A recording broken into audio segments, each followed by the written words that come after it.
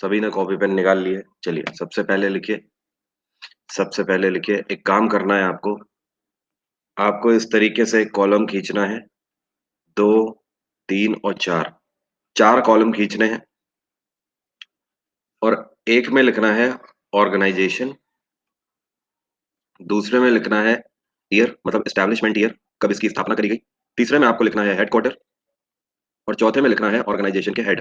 मैं आपको बताऊंगा। तो एक ही टेबल में आपका सब कुछ हो जाएगा। लिख लीजिए, इस तरीके से कॉलम बना लीजिए चार, और ऊपर हेडिंग डाल लीजिए ऑर्गेनाइजेशन, ईयर, हेडक्वार्टर और हेड। पीडीएफ नहीं मिलेगा रोहित, पीडीएफ मिलना होता तो फिर मैं ये क्यों करा रहा होता, बताइए। तो यहाँ पर कोई भी ये सोचेगा कि मैं अभी लिखूं ना, तो वो आपका नुकसान है। आगे आपको कोई पीडीएफ नहीं मिलने वाला। इस कोर्स का मेन उद्देश्य यही है कि आप सफलता की ओर बढ़े। और सफलता की ओर आप तब बढ़ते हो जब अपने आप नोट्स खुद बनाते हो। आज की डेट में हजार तैयारी करते हैं, हजार के बाद तैयारी करने के बाद एक कहीं सिलेक्ट होता है। रीजन क्या है? रीजन बस यही है, जिसको देखो वही पीडीएफ डाउनलोड कर रहा है। सिलेक्शन किसी का नहीं होना। तो अपने हाथों का यूज करिए जो भगवान ने दिए हैं। जैसे पिछले 20 साल 30 साल पहले भी लोग यूपीएससी टॉप करते थे अपने हाथों से नोट्स बना के। ओके, चलिए स्टार्ट किया जाए। हाँ, सबसे पहले लिखिए ब्रिक्स, जो अभी न्यूज में चल रही है, ब्रिक्स ऑर्गेनाइजेशन। ब्रिक्स ये पांच देशों का एक समूह है। ब्राजील, रशिया, इंडिया, चाइना और साउथ अफ्रीका। ब्रिक्स की स्थापना कब करी गई? तो लिख लीजिए, ब्रिक्स की स्थापना करी गई थी आपकी 2006, और ऐसे करके 2010 लिख लीजिए। एक्चुअली है क्या, 2006 में जब इसकी स्थापना करी गई थी तो ये सिर्फ ब्रिक था, BRIC। तब इसमें साउथ अफ्रीका नहीं जुड़ा था, लेकिन 2010 में ये ब्रिक्स बन गया क्योंकि साउथ अफ्रीका 2010 में इसमें जुड़ा है। ठीक है। इसका हेडक्वार्टर, ब्रिक्स का हेडक्वार्टर कोई बता सकता है? ध्यान रखिएगा, इसका हेडक्वार्टर लिख लीजिए संगाई। संगाई, ठीक है। और ब्रिक्स के हेड कौन है? तो ध्यान रखिएगा, नो वन। क्योंकि ब्रिक्स पांच देशों का एक समूह है, इसका कोई भी एक एक हेड नहीं है। ठीक है, ओके। ब्रिक्स के बाद अगला लिखिए आप, अगली ऑर्गेनाइजेशन लिखिए African Union. African Union, African Union, African union. स्थापना लिख लीजिए साल 2001। 2001। इसका हेडक्वार्टर क्या है? इथोपिया की कैपिटल अदिस अबाबा। अदिस अबाबा, ये इसका हेडक्वार्टर है। अदिस अबाबा। और अफ्रीकन यूनियन के इस टाइम पे प्रेसिडेंट कौन है? ये लिख लीजिए, Alpha Conde. ALPHA, Alpha Conde. Alpha Conde is the president of African Union. African Union done. African Union हो गया। आप लोगों ने IFC का नाम सुना होगा, international finance corporation. International finance corporation, IFC लिख लीजिए, international finance corporation. International finance corporation, इसकी स्थापना करी गई थी 1956 में। 1956, 1956। इसके हेडक्वार्टर में लिख लीजिए Washington DC। Washington DC, Washington DC। प्यार के लिए धन्यवाद आपका। इसको नोट करते जाइए प्लीज, कुछ छूटने ना पाए। वॉशिंगटन DC इसका हेडक्वार्टर है। और इसके प्रेसिडेंट है फिलिप ले हीरो। फिलिप, ऐसे लिखो, फिलिप ले हीरो। HOURIEU, hero.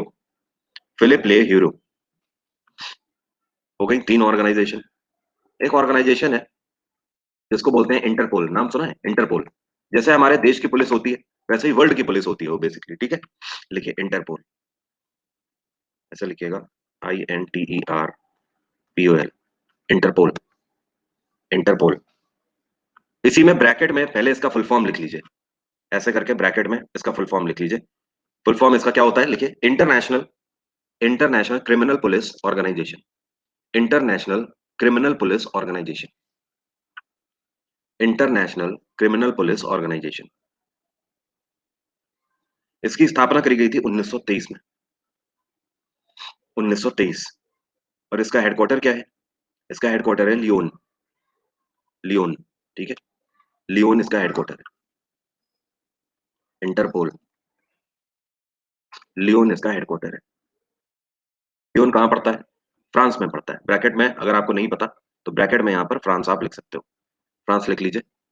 और इसके प्रेसिडेंट इंटरपोल के कौन है? तो ध्यान रखिएगा, इनका नाम है किम जोंग यांग। किम जोंग यांग, किम जोंग यांग,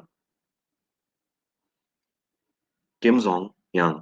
बिल्कुल भी नहीं मिलेगी इसकी पीडीएफ, पीडीएफ इसकी नहीं मिल पाएगी। किम जोंग यांग, नोट हो गया। इंटरपोल। मैं आप सभी से रिक्वेस्ट करता हूँ, आज पहली क्लास है, मैं आप सभी से रिक्वेस्ट करता हूँ, आप लोग फायदे में तब रहोगे जब आप लोग अगले दिन से अब से 6 बजे ही आ जाना, क्लास से पहले आ जाना। क्लास में लेट आओगे, बहुत कुछ आपका छूट जाएगा, विश्वास मानिए, और कोई आपकी मदद नहीं कर पाएगा, क्योंकि पीडीएफ इस कोर्स में मिलेगी नहीं।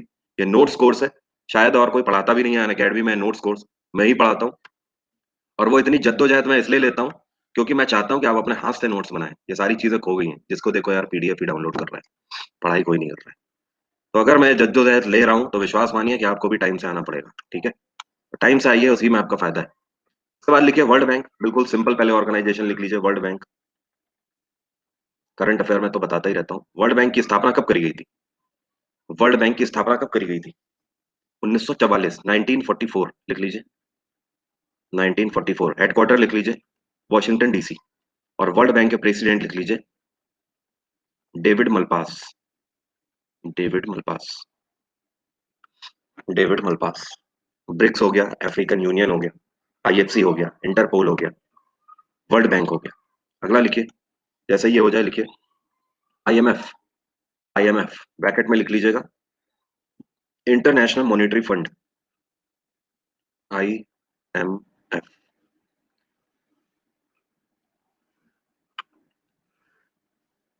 IMF international monetary fund bracket में लिख लीजिए।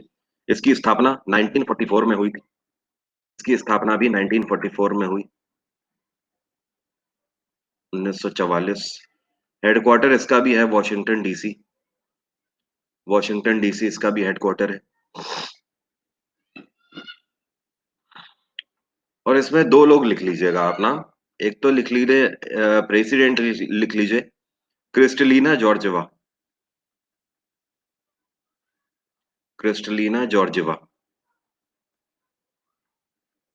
जॉर्जेवा, ठीक है। और एक काम करिए, ऐसे स्लैश करके इसमें लिखिएगा, स्लैश करके लिख लीजिए गीता गोपीनाथ। गीता गोपीनाथ, गीता गोपीनाथ। और इनके ब्रैकेट में लिख लीजिए, यहां पर लिख लीजिए चीफ इकोनॉमिस्ट। ये कौन है? Chief economist. इनका नाम इसलिए लिखाया है, आप समझ ही गए होंगे, क्योंकि ये भारतीय हैं।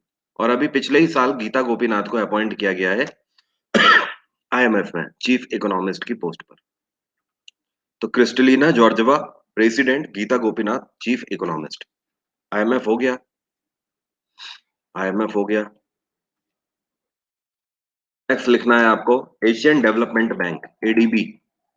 अगला लिखना है आपको ADB, Asian Development bank. Bracket में लिख लीजिएगा एशियन डेवलपमेंट बैंक, एडीबी। बहुत बढ़िया। 1966, 1966, 1966। हेडक्वार्टर लिख लीजिए मनीला, मनीला। प्रेसिडेंट इसके हैं इस टाइम पे मसात्सुगु असाकावा। ऐसे लिखिएगा मसात्सुगु असाकावा। जापानीज हैं ये, मसात्सुगु असाकावा। नोट हो गया। Asian Development Bank 1966, Manila, Masatsugu Asakawa. अगला लिखिए एआईआईबी। मनीला आपका फिलीपींस, फिलीपींस में मनीला। और मनीला के भी अंदर एक जगह है मंडालू योंग, तो मंडालू योंग में पड़ता है एशियन डेवलपमेंट बैंक। हालांकि इतना इंपॉर्टेंट वो नहीं है, आप मनीला ध्यान रखोगे, मनीला ही आपको ऑप्शन में देता है। नेक्स्ट लिखिए एआईआईबी, एआईआईबी। इसके ब्रैकेट में लिख लिए, ब्रैकेट में लिखिए इसमें एआईआईबी का फुल फॉर्म लिख लीजिए Asian Infrastructure Investment bank. Asian Infrastructure Investment bank, Asian Infrastructure Investment bank. लिखिए 2016, 2016 में स्थापना करी गई थी। और हेडक्वार्टर है इसका बीजिंग, बीजिंग इसका हेडक्वार्टर है, बीजिंग हेडक्वार्टर है। हो गया नोट? बार बार इसके चेयरपर्सन या आप बोल सकते हो प्रेसिडेंट बताता रहता हूँ। इनका नाम है जिन लिकिन। क्या नाम है? जिन लिकिन। जिन लिकिन। ठीक है। AIIB, Jin Liqun. Asian Infrastructure Investment Bank. एक और लिखिए, अगला लिखिए आप। अगला लिखिए। आसियान। बहुत इंपॉर्टेंट है। ASEAN। आसियान। आशियान लिखिए। आशियान ब्रैकेट में आशियान का फुल फॉर्म लिखिए। इसको बोलते हैं association of association of south east Asian Nations. Association of south east Asian Nations. South east Asian Nations. ASEAN की स्थापना कब करी गई तो लिख लीजिए आसियान 1967। 1967। हेडक्वार्टर लिख लीजिए Jakarta.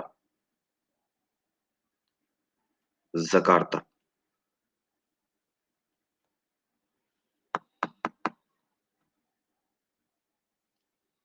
ASEAN 1967। Jakarta. Done. President इसके लिख लीजिए या सेक्रेटरी जनरल भी आप इन्हें बोल सकते हो। सेक्रेटरी जनरल है बेसिकली। इनका नाम है ली लॉन्ग मिन। ऐसे आप लिखोगे ली लॉन्ग मिंग। ली लॉन्ग मिंग। वैसे 1.5 घंटे की क्लास होगी। आज हो सकता है 1 घंटे की ही हो, क्योंकि है क्या ना, आज शाम को 7 बजे से लेकर 10 बजे तक कोई भी क्लास नहीं होनी है। और फंक्शन है बेसिकली ऑनलाइन। एक फंक्शन है, इवेंट ऑर्गेनाइज किया गया है। बाय द वे आपको मैं बता दूं, आज 5th एनिवर्सरी मना रहा है अन अकेडमी अपनी। आज अन अकेडमी के पूरे 5 साल हो गए हैं, जी हाँ। तो विशाल ददला, सॉरी वो विशाल ददलानी नहीं, कौन है वो? अरे वो जो गायक हैं जिनके सर पे बाल नहीं है, वो उस इवेंट में है। हाँ, शेखर। और एक है मंदिरा बेदी जी आ रही हैं। तो हाँ, और भी हैं, 2-4 लोग हैं। ना मुझे पता नहीं है। तो आज 5th एनिवर्सरी है। इस वजह से अभी 7 बजे के बाद कोई भी क्लास नहीं होगी। तो आज की क्लास ये 1 घंटे की है। आसियान हो गया। नेक्स्ट लिखिएगा। नेक्स्ट लिखिए वर्ल्ड ट्रेड ऑर्गेनाइजेशन, WTO लिखिए। नेक्स्ट लिखिए WTO। World trade organisation. World trade organisation. नहीं, आई थिंक लर्नर्स को एक्सेस नहीं दिया गया है। मैंने अभी शेयर भी किया था एक स्टूडेंट को। देन ही वाज सेइंग कि सर मैं एक्सेस नहीं ले पा रहा हूँ। तो मुझे लगा कि मे बी लर्नर्स के लिए नहीं है, केवल एडुकेटर्स के लिए। World trade organisation. अरे मैं खुद ही देखो अटेंड करता हूँ या नहीं अटेंड कर पाता हूँ, मुझे खुद करंट अफेयर बनाने हैं आप लोगों के लिए। इसी चक्कर में 2-3 दिन से करंट अफेयर भी नहीं दे पा रहा हूँ आज बनाने। WTO वर्ल्ड ट्रेड ऑर्गेनाइजेशन लिख लीजिए। इसकी स्थापना करी गई थी 1995 में। 1995। हेडक्वार्टर इसका क्या है? जिनेवा। जिनेवा। 1995। जिनेवा। और WTO के प्रेसिडेंट कौन है? इनका नाम लिख लीजिए रॉबर्टो एजेविडो। Roberto Azevedo. ऐसे लिखो, Roberto Azevedo. WTO world trade organisation.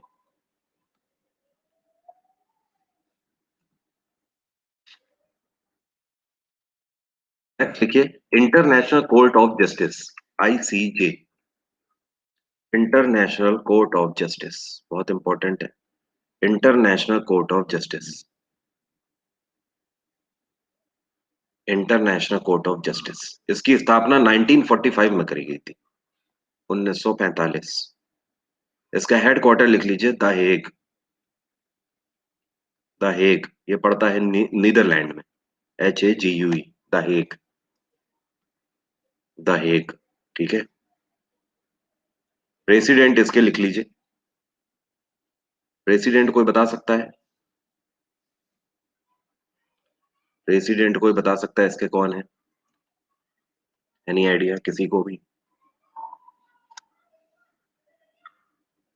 लिख लीजिए। अब्दुल कावी यूसुफ। अब्दुल कावी यूसुफ। अब्दुल कावी यूसुफ। ठीक है। अब्दुल कावी यूसुफ। यहां पर दो चीजें आपको और लिखनी है। इंटरनेशनल कोर्ट ऑफ जस्टिस में कितने जजेस होते हैं? तो यहां पर लिख लीजिए। यहां पर लिख लीजिए नंबर ऑफ जजेस। नंबर ऑफ जजेस। ध्यान रखिएगा डैश करके लिखिए 15। 15 जजेस होते हैं इंटरनेशनल कोर्ट ऑफ जस्टिस में। दूसरा लिख लीजिए टर्म। टर्म। इनका टेन्योर कितना होता है? तो ध्यान रखिएगा 9 ये 9 ईयर्स का, 9 साल। ठीक है। कोई कोई प्रॉब्लम तो नहीं? सारी चीजें सॉर्ट आउट समझ गए? इंटरनेशनल कोर्ट ऑफ जस्टिस 1945 में स्थापना हुई। द हेग इसका हेडक्वार्टर है। अब्दुल कावी यूसुफ इस टाइम पे इसके प्रेसिडेंट है। 15 जजेस की संस्था होती है और 9 साल का इनका कार्यकाल होता है। अरे जैसे है क्या, हमारे देश में सर्वोच्च न्यायालय क्या है? सुप्रीम कोर्ट होता है ना, उसी तरीके से पूरे वर्ल्ड में एक न्यायालय है। ठीक है। जिसको इंटरनेशनल कोर्ट ऑफ जस्टिस बोलते हैं, जिनका काम होता है अंतरराष्ट्रीय स्तर पर न्याय सुनाना। ओके। फिलहाल इस टाइम पर तो इसमें इंडियन नहीं है, बट पहले हाँ इंडियन रह चुके हैं इसमें। किसी भी कंट्री के जजेस हो सकते हैं। सुप्रीम कोर्ट से रिटायर्ड जजेस हो सकते हैं। ओके। नेक्स्ट लिखिए मीगा। मीगा ऑर्गेनाइजेशन। MIGA। कई लोगों ने तो पहली बार नाम सुना होगा मीगा का। मीगा लिखिए मीगा।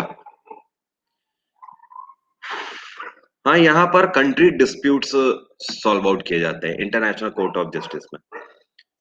जैसे कि मान लीजिए कई बार इंटरनेशनल कोर्ट ऑफ जस्टिस में भारत और पाकिस्तान के मुद्दे भी जा चुके हैं। मीगा ब्रैकेट में इसकी फुल फॉर्म लिखिए मीगा की। इसकी फुल फॉर्म है मल्टीलैटरल। ब्रैकेट में लिखिए Multilateral Investment Guarantee Agency. Multilateral Investment Guarantee Agency, MIGA. 1988 में इसकी स्थापना करी गई थी और इसका हेडक्वार्टर है Washington DC। Multilateral Multilateral Investment Guarantee agency,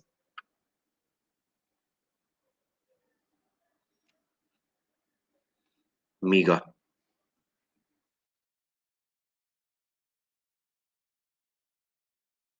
all set. ठीक है। इसके प्रेसिडेंट लिखिए। प्रेसिडेंट लिख लीजिए इसके।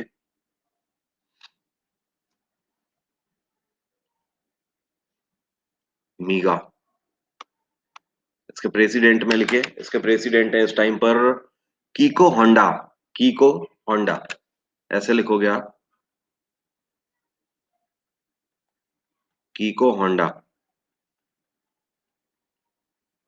कीको होंडा HONDA।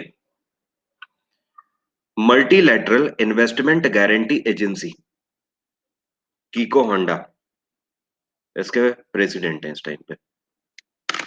और एक चीज और, ये जो मीगा है ना, मीगा के वाइस प्रेसिडेंट डेविड मलपास भी है। डेविड मलपास जो कि वर्ल्ड बैंक के प्रेसिडेंट है, वो मीगा के वाइस प्रेसिडेंट भी है। मीगा। तो अपना याद कैसे रखते हो? दूसरे एडुकेटर PDF से पढ़ाते हैं। प्रॉब्लम देखो, पढ़ाने या समझने की नहीं है। ये तो मैं, पता नहीं मुझे कैसे इतना याद रहता है। प्रॉब्लम ये आ जाती है कि स्टूडेंट PDF पे ही डिपेंड हो जाता है। स्टूडेंट कुछ बनाता ही नहीं है नोट्स। प्रॉब्लम यही है। इसको देखो, स्टूडेंट आज की डेट में लाइफलाइन समझ लेता है PDF को। हो गया मीगा। मीगा का काम क्या होता है? जैसे इंटरनेशनल कोर्ट ऑफ जस्टिस से इनका कंट्री डिस्प्यूट्स को सॉर्ट आउट करना है। इनका काम होता है FDI को मॉनिटर और कंट्रोल करना। ठीक है, एफडीआई का मतलब समझ रहे हो यार आप? जैसे कि अभी पिछले साल क्या रहा, एफडीआई का मतलब है कि ऐसी ऑर्गेनाइजेशंस दूसरे देशों की जो कि भारत में इन्वेस्ट कर रही है, हमारे देश में इन्वेस्ट कर रही है, this is called foreign direct investment, क्योंकि फॉरेन एजेंसीज हमारी कंट्री में इन्वेस्ट कर रही है। अब है क्या कि जैसे पिछले साल की एक रिपोर्ट आई थी करंट अफेयर की, मैंने आपको बताया था कि ये कौन सा देश है जिसका एफडीआई हमारे देश में सबसे ज्यादा रहा, मतलब एफडीआई कंट्रीब्यूशन। तो ये था सिंगापुर, सिंगापुर का एफडीआई सबसे ज्यादा था। ठीक है, और एक रिपोर्ट आई थी कि जिसमें यह बताया गया था कि कौन सी कंपनी है जिसने सबसे ज्यादा एफडीआई कंट्रीब्यूट किया है। तो फिर आंसर क्या था? फेसबुक। ओके, तो ये सारी चीजें जो मॉनिटर और कंट्रोल करना किसका काम है? मीगा का काम है। तो मल्टीलैटरल इन्वेस्टमेंट गारंटी एजेंसी, इसी वजह से इनका नाम है। अगली ऑर्गेनाइजेशन लिखिएगा।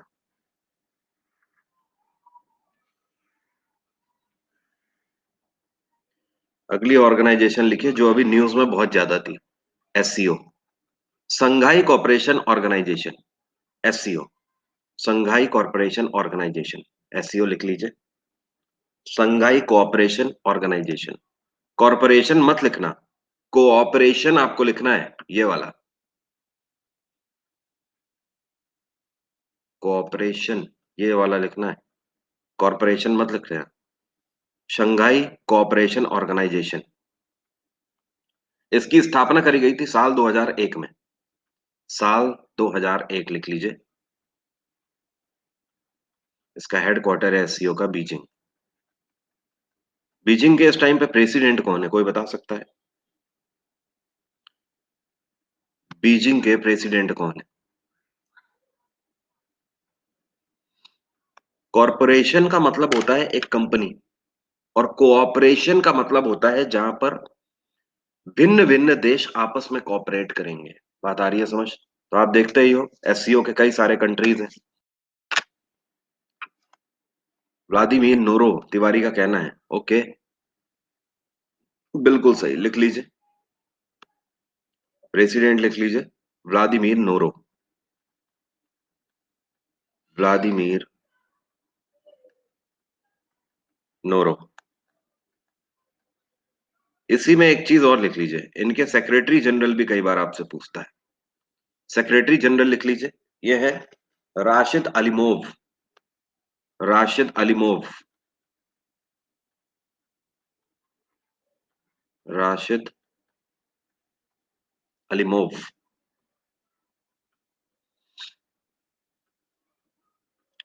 एससीओ कहाँ हुआ, कैसे हुआ, या इस साल एससीओ की कितनी मीटिंग हुई, सब मैंने कराई हुई है आपको करंट अफेयर में, सब करंट अफेयर में कराई हुई है।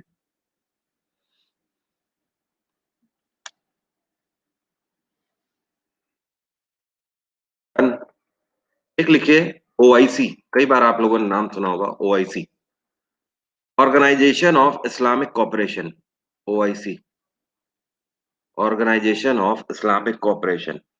पिछले साल ओआईसी की मीटिंग हुई थी जिसमें भारत गया था, और भारत की तरफ से किसने पार्ट लिया था? सुषमा स्वराज जी ने इसमें पार्ट लिया था।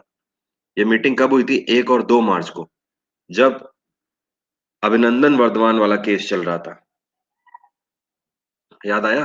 हाँ, ओआईसी फुल फॉर्म लिखिए इसका, organisation of Islamic cooperation, organisation of Islamic cooperation, 1969। Headquarter लिख लीजिए जिद्दा, जिद्दा इसका हेडक्वार्टर है, जिद्दा। जिद्दा कहाँ पड़ता है? जिद्दा आपका पड़ता है सऊदी अरेबिया में, सऊदी अरेबिया में जिद्दा।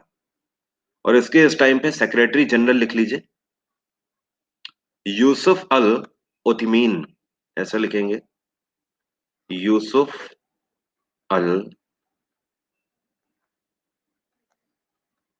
उथमीन, यूसुफ अल उथमीन, ओआईसी। Done, OIC. ओआईसी से और एक याद आया, ओपेक लिख लीजिए, ओपेक, ओपीईसी, ओपेक।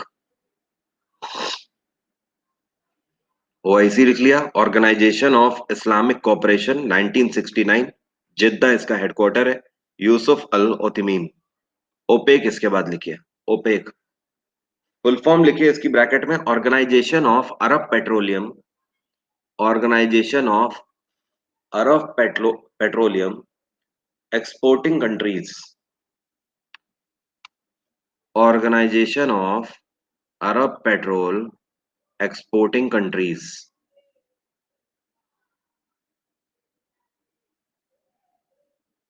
ये ऊपर लिखे तो हैं Vladimir Novo. Vladimir novo.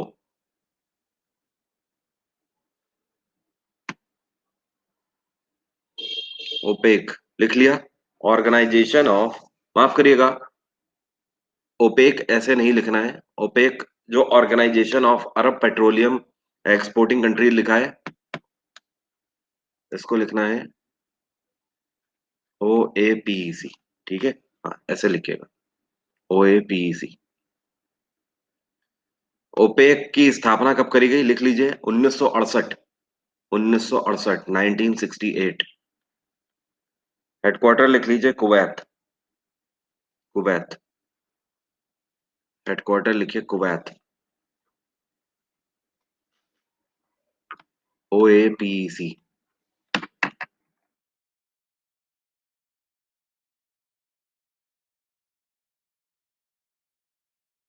Done.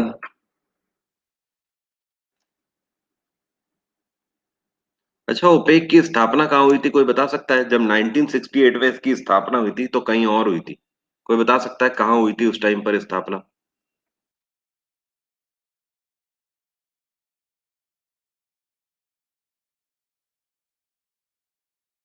Iraq. Beirut में हुई थी। कहाँ हुई थी? बेरूत में, लेबनान की कैपिटल बेरूत में। खैर, ओपेक के लिखिए। ओपेक के लिखिए, प्रेसिडेंट लिखिए, इनका नाम है अब्बास अली अल नकी। अब्बास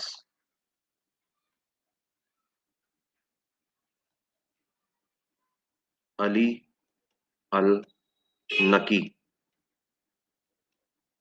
अब्बास अली अल नकी। अब्बास अली अल नकी।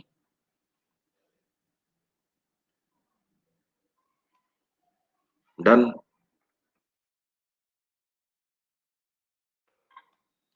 एक लिख लीजिए अगला, एनडीबी लिख लीजिए। NDB, new development bank. NDB. Current affair में तो कई बार ये करा चुका हूं, कोई बता सकता है कब हुई थी स्थापना? बिल्कुल अभी लेटेस्ट हुई है, 2014 में। 2014। एक चीज, रुको यार, क्या आई भी लिख लिया ना, 2016, हाँ ठीक है। 2014। एनडीबी का हेडक्वार्टर लिख लीजिए, संघाई। संघाई। जो ब्रिक्स अभी आपने लिखा था ना, ब्रिक्स का ही बैंक है एनडीबी। एनडीबी। एनडीबी के अभी नए प्रेसिडेंट बने थे, बता सकते हैं? कोई बता सकता है? न्यू डेवलपमेंट बैंक बोलते हैं, न्यू डेवलपमेंट बैंक। एनडीबी के अभी हाल ही में नए प्रेसिडेंट बने, कोई बता सकता है क्या नाम है इनका? बहुत बढ़िया, इनका नाम है मार्कोस त्रोइजो। ऐसे लिखिए, मार्कोस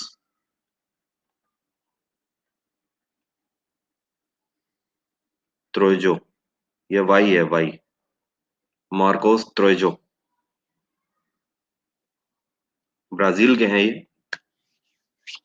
और इन्होंने सक्सीड किया था किसको? इन्होंने सक्सीड किया था केवी कामत को। केवी कामत, ये भारतीय है।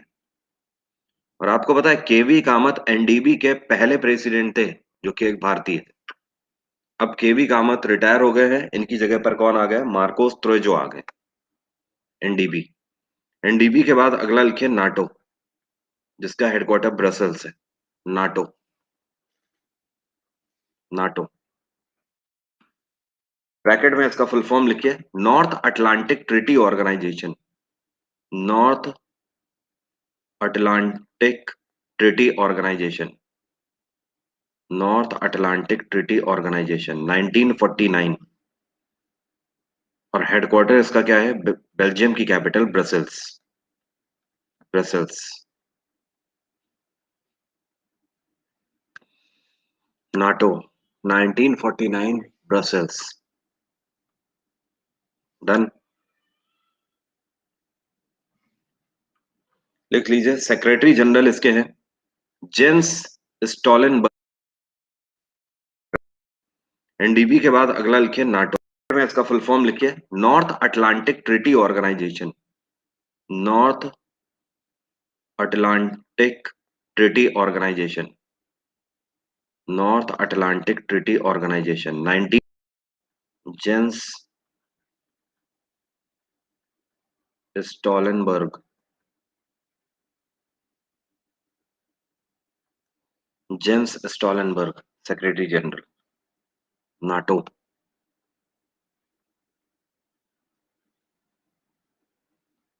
एक लिखो आप। अभी न्यूज में ये भी चल रहा था G20। G20 की इस बार काफी मीटिंग्स हुई हैं। G20 स्थापना कब करी गई थी G20 की? G20 की स्थापना कब करी गई थी?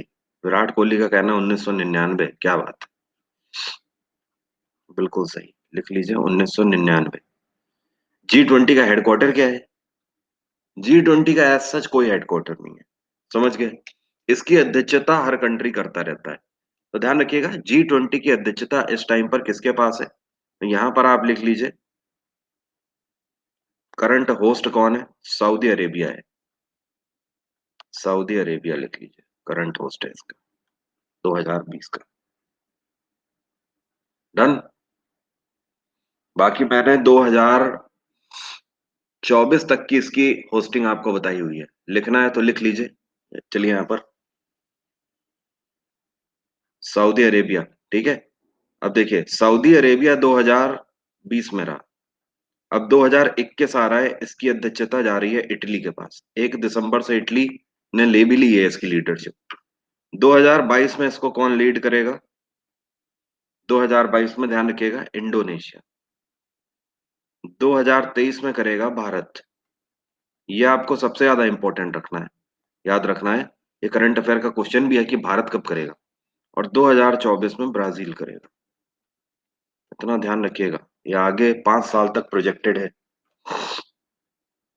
G20। ठीक है, कोई प्रॉब्लम तो नहीं? बाकी अगर एक पर्टिकुलर प्रेसिडेंट की बात करें तो ऐसे डैश लगा दीजिए NA लिख दीजिए। यहाँ पर भी ऐसा कोई प्रेसिडेंट का प्रावधान नहीं। G20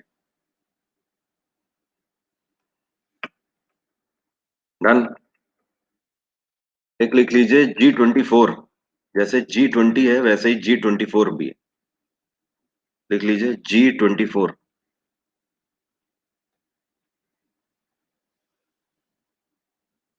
हाँ G7 भी है। G24 केवल इसका एस्टैब्लिशमेंट ईयर लिख लीजिए 1971। 1971।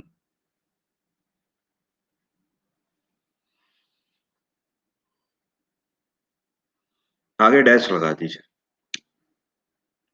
2019 में किसकी बात कर रहे हैं?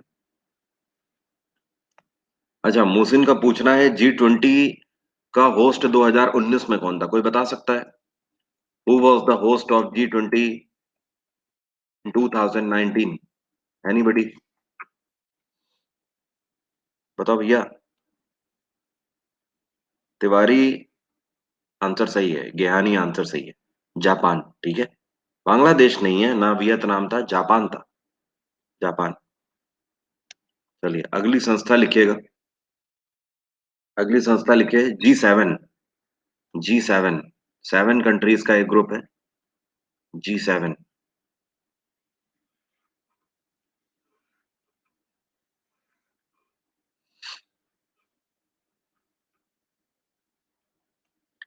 इसकी स्थापना कब हुई?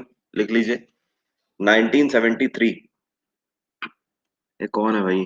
प्रियंका कहना है G20 का कंसेप्ट क्लियर नहीं है। प्रियंका है कहना है जो G20 ग्रुप है ये 19 देशों का ग्रुप है। ठीक है, और 19 देशों के साथ एक यूरोपियन यूनियन जब मिलती है तो ये 20 संस्थाएं मिलती हैं। ठीक है, जिनको हम लोग G20 के नाम से जानते हैं। G20 मल्टीपल फील्ड में बात करते हैं, जैसे कि ये फाइनेंस में भी बात करते हैं, एजुकेशन में भी बात करते हैं, सिक्योरिटी पर भी बात करते हैं। बात आ रही है समझ? तो ये 20 संस्थाओं का एक ग्रुप है जो कि आपस में कोऑर्डिनेट करता है कई चीजों पर। ट्रेडिंग में भी, एजुकेशन में भी एक दूसरे की मदद करते हैं, ओके, और सिक्योरिटी में भी एक दूसरे की मदद करते हैं। एग्जाम्पल के तौर पर ये सारी चीजों की हमें जरूरत क्यों पड़ती है? भाई जाहिर सी बात है, अगर हमें पैसा कमाना है आज की डेट में, हर देश पैसा कमाना चाहता है। तो अब देखिए, एग्जाम्पल के तौर पर आप ऐसे मान लो कि अब जापान है, हमारे जापान से संबंध अच्छे हैं, ओके, और ये है भारत ऐसे पड़ता है। तो जब हम इधर से जाते हैं तो जापान से हमारे संबंध अच्छे हैं। अब इस केस में हमें अगर वाटर रूट, हमें मान लो चाइना अपना सामान पहुंचाना है या चाइना से अपना सामान लाना है, ठीक है, तो हमारे पास दो रास्ते हैं, बात को समझना। ये चाइनीज साउथ वाटर है और ये जापान का रूट है इधर वाला। तो आप किधर से आओगे? चाइना से भले ही हम व्यापार कर रहे हैं, लेकिन चाइना हमें वहां पर टोल ड्यूटीज जो होंगी वहां पर क्या हमें छूट देने वाला है? नहीं देने वाला। अगर हम चाइनीज वाटर से यहाँ से आएंगे तो जाहिर सी बात है, जो हमारा 100 रुपए का सामान है उसके ऊपर अगर ये 30 रुपए टैक्स लगा रहे हैं, तो हमारे 100 के सामान की कीमत 130 हो गई। लेकिन जापान से हमारे पैक्ट कई सारे साइन है। जापान ये कहता है इन्हीं सारी ऑर्गेनाइजेशन की मीटिंग्स के तहत कि हम आपको टोल में छूट देंगे। तो हम जितना भी इंपोर्ट चाइना से करेंगे वो सब हम किस रूट से करेंगे? हम कहेंगे भैया हम आपके वाटर से क्यों होकर जाए, हम जापानीज वाटर से होकर जाएंगे। बात आ रही है समझ? हम इधर से जाएंगे। बात समझ आ रही है? तो इस केस में मान लीजिए जापान हमसे 10 रुपए ही टोल ड्यूटी लेता है, तो हमारा सामान कितने का पड़ा? 110 का पड़ा। तो ये छोटी छोटी चीजें जो कि एक वास्ट लेवल पे जाके बहुत बड़ी बन जाती हैं, और ये हजारों करोड़ का डिफरेंस आ जाता है इसमें। क्लियर? तो ये ट्रेड से जुड़ी हुई बातें होती हैं जो कि इन सारे कंट्रीज जब आपस में बैठते हैं, एक ऑर्गेनाइजेशन बनाते हैं, तो उसका बहुत बड़े लेवल पर फायदा हमें देखने को मिलता है। G20 के बाद G7 लिखा था। G7 की स्थापना कब करी गई? 1973 में, लिख लीजिए 1973। इसमें भी आगे डैश कर दीजिए ऐसे। चाइना का सामान सस्ता क्यों होता है सर? देखो, चाइना की एक ही बिजनेस टैक्टिक है और वो है सिर्फ और सिर्फ मनी मार्केट। वो सिर्फ और सिर्फ अटैक करता है, कहां पर अटैक करता है? मनी पर अटैक करता है। उसे पता है, उसके पास सिर्फ एक ही तरीका है मार्केट को कैप्चर करने का, और वो है कॉस्ट। एग्जाम्पल के तौर पर मैं आपको बताऊं, एप्पल। एप्पल पूरे वर्ल्ड में एक ऐसे ही मोबाइल कंपनी है जो कि सबसे ज्यादा कमाती है, सैमसंग से भी ज्यादा कमाती है। एग्जाम्पल समझना। लेकिन अगर सबसे ज्यादा फोन बनाने की बात करें तो सैमसंग सबसे ज्यादा फोन बनाते हैं। मानते हैं या नहीं मानते हैं? एप्पल कम फोन बनाकर भी सबसे ज्यादा मुनाफा गेन करते हैं। क्यों गेन करते हैं? क्योंकि एप्पल की पॉलिसी है क्वालिटी। इनकी पॉलिसी है क्वालिटी प्लस मार्जिन। इनका कहना है कि मैं क्वालिटी देकर कमाऊंगा।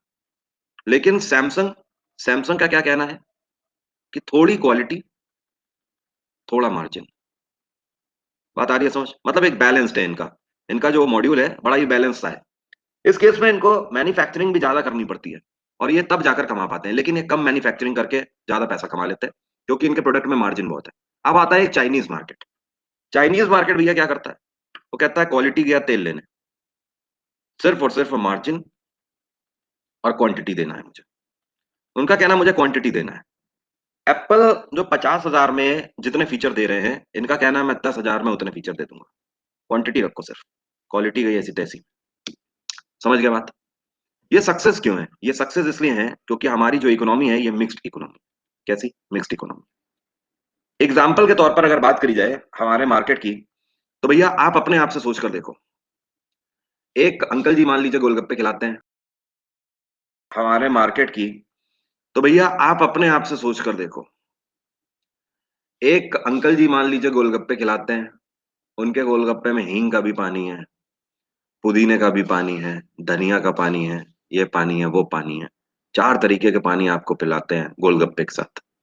लेकिन वो 10 के 3 गोलगप्पे देते हैं। और एक अंकल जी हैं जो आपको टाटरी मिलाकर, आरा रोट मिला के, केवल खट्टा पानी करके धड़ाधड़ पिलाते हैं और कहते हैं 10 के 5 खाओ। आप कहाँ जाओगे? 10 के 3 खाने जाओगे, 10 के 5 खाने जाओगे? जाओगे ही नहीं। 10 के 5 वाले खाने जाओगे।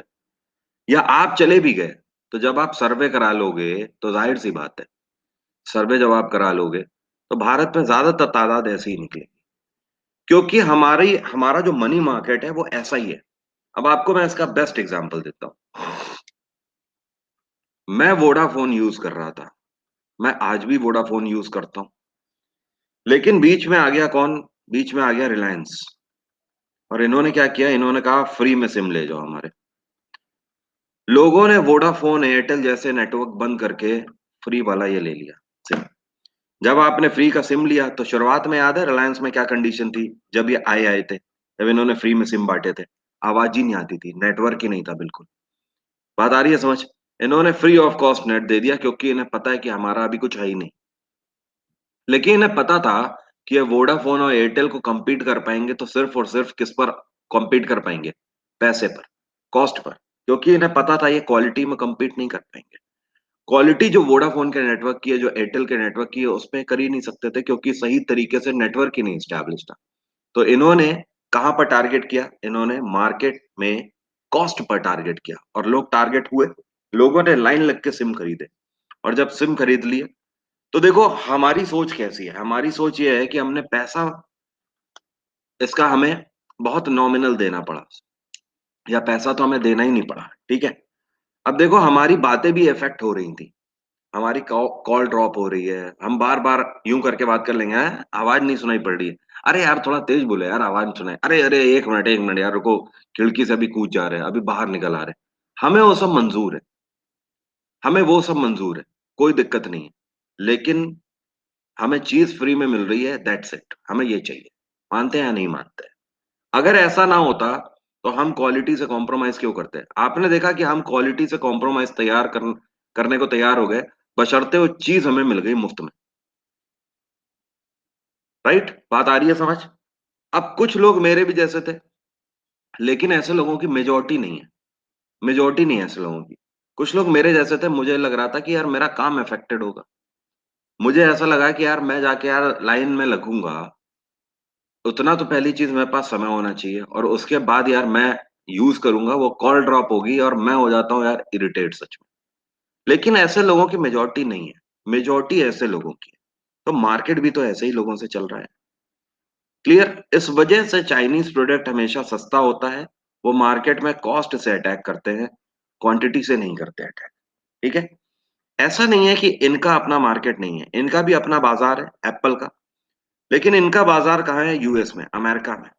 वहाँ पे लोगों को आप मुफ्त में दे दीजिए चीज़, आदमी नहीं खरीदेगा, आदमी नहीं इंटरेस्टेड होगा, क्योंकि ये पहले पूछेगा कि इसका आउटपुट क्या है? वो पहले यही पूछते हैं इसका आउटपुट क्या है? क्योंकि उनका कहना है टाइम इज़ मनी। मैं अपना समय आपको दूँ या पैसा आपको दूँ, बात एक ही है। तो मेरा भी यही कहना है, सीधी-सी बात है, मेरी लाइफ़ में मेरा यही एक परसेप्शन है कि मैं आपको पैसा दूँ या टाइम दूँ, बात एक ही है। ले देकर बात वही पड़ जाती है। डिपेंड आप करते हो कि आपको पैसा बचा के टाइम बचाना है या आपको टाइम बचा के पैसा बचा लेना है। दोनों बातें ले देकर वहीं पड़ जाती हैं।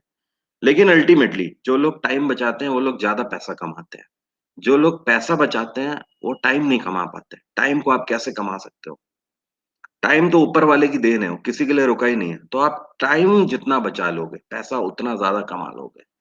ये एक सीधा-सा रूल है। किसी भी बड़े व्यक्ति से आप मिलोगे, वो हमेशा आपको एंटरटेन कर देगा, लेकिन आपको समय नहीं दे पाएगा।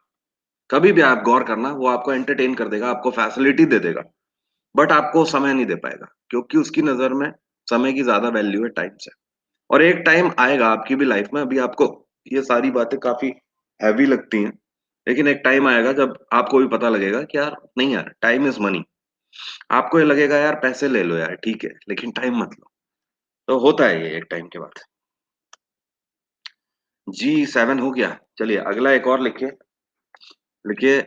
Gulf cooperation council, GCC, GCC, gulf cooperation council, gulf cooperation council, GCC. 1981 में इसकी स्थापना करी गई थी। 1981। इसका हेडक्वार्टर लिख लीजिए, सऊदी अरेबिया की कैपिटल रियाद। रियाद इसका हेडक्वार्टर है, रियाद। जीसीसी।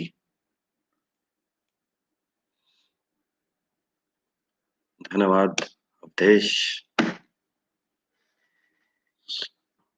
जीसीसी लिख लिया। देखिए सेक्रेटरी जनरल है इसके इस टाइम पे Rashid Al Zayani, Rashid Al Zayani, Rashid Al Zayani, GCC. Gulf Cooperation Council 1981, Rashid Al Zayani. या एडीबी हो गया ना हमारा। यूनिसेफ नहीं हुआ, यूनिसेफ कैसे हम लोग भूल गए। यूनेस्को भी अभी तो नहीं हुआ, जल्दी जल्दी लिखिए जरा। यूनिसेफ, यूनिसेफ लिखिए। गल्फ कॉपरेशन काउंसिल बोला मैंने, गल्फ कॉपरेशन काउंसिल। नेक्स्ट लिखिए यूनिसेफ। यूनिसेफ स्थापना करी गई 1946 में। 1946, हेडक्वार्टर है न्यूयॉर्क। अच्छा, एक चीज आप हमेशा ध्यान रखना, जिस भी ऑर्गेनाइजेशन के आगे यूएन लगाओ, आंख बंद करके उसका हेडक्वार्टर आप क्या लगा दोगे? न्यूयॉर्क। मैंने क्या बोला, फिर से ध्यान दो। जिस भी ऑर्गेनाइजेशन के आगे यूएन लगा होगा, आंख बंद करके न्यूयॉर्क लगा देना। ठीक है? ओके। बस यूनेस्को को छोड़कर, बस यूनेस्को को छोड़कर, एक्सेप्ट यूनेस्को, उसका हेडक्वार्टर पेरिस है। तो यूनिसेफ न्यूयॉर्क 1946। प्रेसिडेंट लिख लीजिए, इनका नाम है Henrietta H4। Henrietta H4, Henrietta H4। UNICEF. अगला लिखिए यूनेस्को, अभी नहीं लिखा ना हम लोगों ने। UNESCO, UNESCO, UNICEF, UNESCO.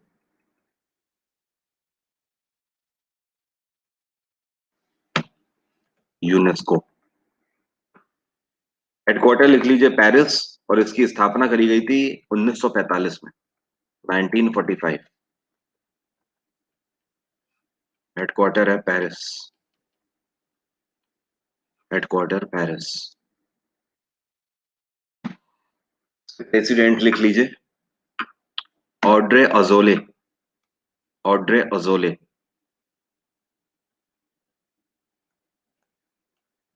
Audrey Azoulay, Audrey Azoulay. हाँ, अभी कहा तो था अमिता मैंने कि एक्सेप्ट यूनेस्को, यूनेस्को को छोड़कर। सुना नहीं था आपने? नेक्स्ट लिख लीजिए WHO, world health organisation 1948। Headquarter, WHO का हेडक्वार्टर कोई बता सकता है? बिल्कुल सही, जेनेवा, जेनेवा, WHO। प्रेसिडेंट लिख लीजिए Tedros Adnan, Tedros Adnan, ADNAN, Tedros Adnan. Done. अगला लिखो अंकटाड, अंकटाड लिखो अगला। Tedros Adnan, UNCTAD. 1964, headquarter Geneva. Headquarter लिख लीजिए इसका भी, Geneva.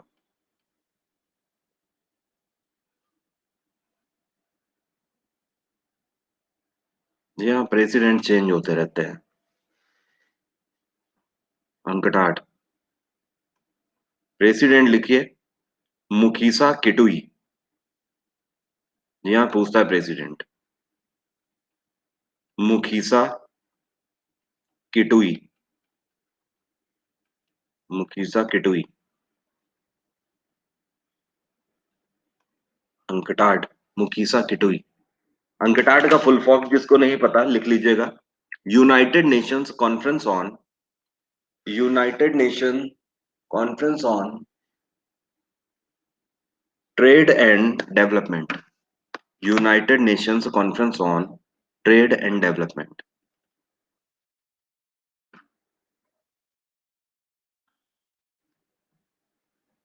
Done. United Nations conference on trade and development हो गया। अगला लिखो जल्दी से, WMO, world meteorological organisation, WMO, world meteorological organisation, WMO। स्थापना करी गई थी 1950 में। हेडक्वार्टर है जेनेवा। बहुत बढ़िया, हेडक्वार्टर है जेनेवा। इसके प्रेसिडेंट है इस टाइम पे Gerhard Adrian. Gerhard Adrian. Gerhard Adrian. WMO मैंने बोला, world meteorological organisation. World meteorological organisation. अगला लिखिए FATF। FATF financial action task force. Financial action task force. FATF financial action task force. बहुत बढ़िया। 1948 नहीं, 1989 जो बोल रहा है आंसर सही है। 1989। हेडक्वार्टर क्या है FATF का? Headquarter Paris, right. हेडक्वार्टर लिखिए पेरिस। FATF। प्रेसिडेंट लिखिए Marcus player. Marcus player. Marcus player. Free class नहीं होंगे, फ्री क्लास तो होते रहते हैं। ग्रे लिस्ट का मतलब यह है कि पाकिस्तान को जो इन्होंने ग्रे लिस्ट में रखा था या उसका फैसला लिया था, उसका मतलब यह है कि आपको ट्रेडिंग में छूट नहीं दी जाएंगी। जो FATF की तरफ से जो टाइम टाइम पर सब्सिडीज दी जाती हैं दूसरे कंट्रीज को, जो छूट दी जाती हैं, वो आपको नहीं मिलेंगी। हाँ। दूसरी चीज, दूसरी ऑर्गेनाइजेशंस को इस बात से अवगत करा देना कि आपको एक्स्ट्रा फंडिंग भी ना करी जाए, क्योंकि आपका पैसा टेरर में लग रहा है, टेररिज्म एक्टिविटीज में लग रहा है, तो आपको कोई उधार ना दे पैसा। समझ गए? अब जैसे देखो, IMF ने पैसा दिया था, लेकिन IMF ने एक कंडीशन रख दी थी पाकिस्तान के सामने कि हमारे पैनल से आपको पूछना पड़ेगा वो पैसा खर्च करने के लिए। हम आपको पैसा तो दे रहे हैं उधार, लेकिन उसको खर्च करने के लिए भी आपको हमसे ही पूछना पड़ेगा। पहले परमिशन लेनी पड़ेगी, उसके बाद ही आप उसे खर्च कर पाओ। नेक्स्ट लिखिए international Olympics committee, IOC। IOC international Olympics committee, लिखिए जल्दी से। IOC international Olympics committee. इसकी स्थापना करी गई, IOC की करी गई थी काफी पहले, तो इसकी करी गई थी 1894। 1894। 1894। IOC। इसका हेडक्वार्टर क्या है, लिख लीजिए, लाओसेन। लाओसेन। लाओसेन इसका हेडक्वार्टर है, IOC। इसके प्रेसिडेंट है इस टाइम पे थॉमस बाच। थॉमस बाच। थॉमस बाच। BACH बाच। लाओसेन स्विट्जरलैंड। स्विट्जरलैंड। IOC। डन। एक शायद हम लोग भूल गए थे ना, शार्क लिख लो। शार्क। शार्क लिखो, SAARC। शार्क। ब्रैकेट में लिखिए, ब्रैकेट में लिखिए South Asian association of regional cooperation. South Asian association of regional cooperation. South Asian association of regional cooperation. 1985। Headquarter लिखिए काठमांडू। काठमांडू। इसके हेड कौन है इस टाइम पे, कोई बता सकता है? सेक्रेटरी जनरल इस टाइम पे कौन है? दीपेश का कहना है अजमत हुसैन। पक्का लॉक कर दूं, देख लो फिर। मुझे तो लगता है कोई और है इसके प्रेसिडेंट। चलिए लिखिए, इसके प्रेसिडेंट कौन है, लिखिए। इनका नाम है एसाला वेरकून। एसाला वेरकून। बिल्कुल सही धीरज, आंसर सही है आपका। एसाला वेरकून। असाला वेरकून। डन। यार हो गया। एक और लिख लो, यूएनडीपी लिख लो यार। यूएनडीपी लिख लो, United Nations Development Programme. UNDP, United Nations Development programme.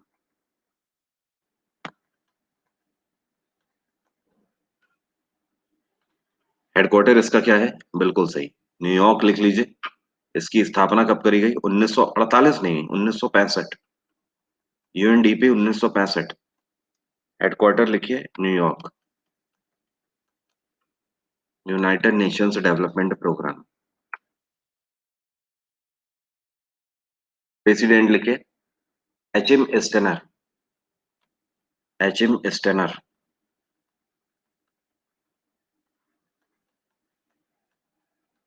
H M Steiner. एक और लिखिए, यूएनईपी लिख लीजिए। UNEP, United Nations environment Programme. UNEP, United Nations environment Programme. Line में आते हैं, UNEP, United Nations environment Programme. इसकी प्रेसिडेंट कौन है इस टाइम पे? इसकी प्रेसिडेंट, ध्यान रखिएगा, इनका नाम है इंगर एंडरसन। Inger Anderson. अरे दिया मिर्जा तो ब्रांड एम्बेसडर है भाई, ग्रीन एम्बेसडर है इसकी। प्रेसिडेंट थोड़ी है Anderson. Inger Anderson. UNEP. UNEP की स्थापना कब करी गई थी? ध्यान रखिएगा 1972, और इसका हेडक्वार्टर है Nairobi.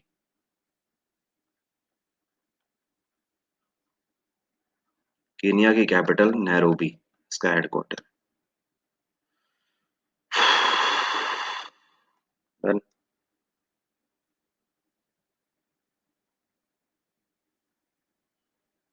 United Nations environment programme, Nishant. United Nations environment programme. वीपो लिख लो, चलो।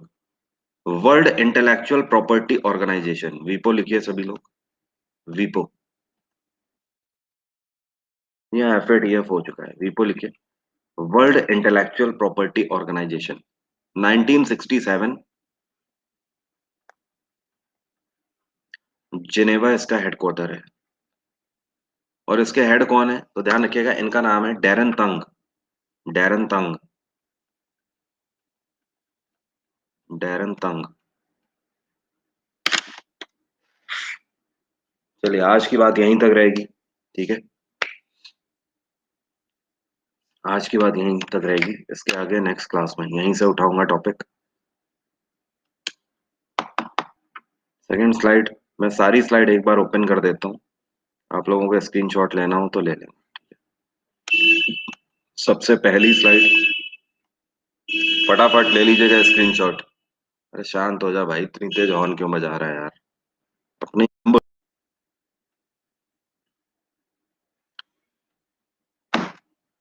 स्क्रीनशॉट लेते जाइएगा फटाफट। हाँ, नेक्स्ट क्लास अब 6 PM डेली रहा करेगी, 25 तारीख तक डेली होगी क्लास। 25 तारीख तक नॉन स्टॉप क्लास रहेगी 6 बजे।